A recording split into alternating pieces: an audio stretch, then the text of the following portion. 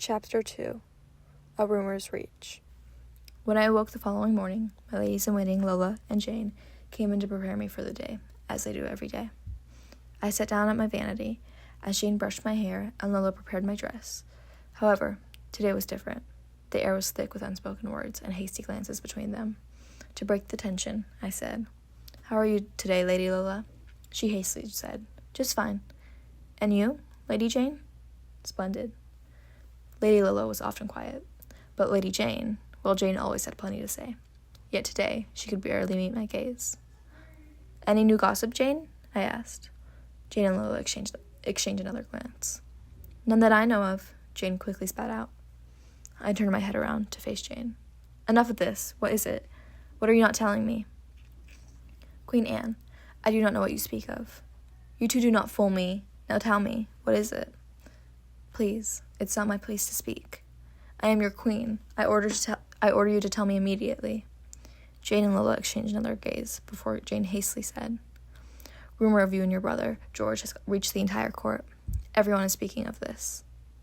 My stomach twisted in fear. "The entire court?" I said, trying to control my shaky voice.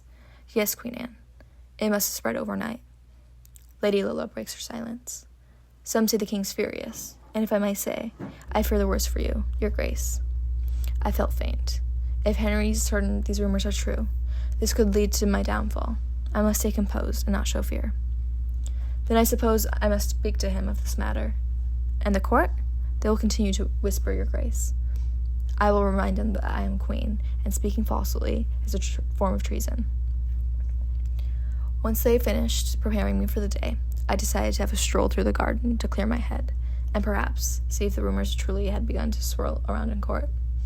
As the cool air swept my face and the smell of roses carried from the breeze, I felt as if I was back at Hever Castle in France, strolling the gardens with my dear sister Mary.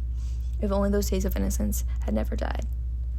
As I turned the hedge, 4 noblewomen stood in a small circle. Their conversation halted as they saw me approach. "Good morning, ladies," I said, trying to force a smile. My cheeks ached with effort, although this was a skill I learned long ago in court. "Your grace," they replied as they bowed their heads. "It is a beautiful day, isn't it?" I said while glancing towards the florals. "It is, your grace," said Lady Charlotte, but something was particular about her tone. She continued, "Although, don't you think these French flowers are wilting the English soil?" And then another lady hastily replied, "They're not very fitting, are they?"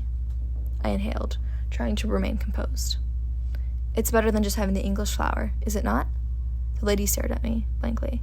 I proceeded to say lightly, "Besides, some flowers take such solid root, no matter how much one might wish otherwise." The ladies exchanged glances, their expressions shifting. One lady looked away, suppressing her smirk. Another was suddenly fascinated by the embroidery on her sleeve. The rest stood looking at one another. The tension lingered before us, unspoken yet undeniable. I held their silence for a moment longer, and with a soft smile, I said, "Good day, ladies." The ladies bowed their heads, and I continued my walk through the garden, struggling to think of ideas how to silence the rumor. Not before long, a guard had found me. He seemed out of breath, as if he'd been roaming the garden for hours. "Your Majesty, the king summons you." My heart dropped.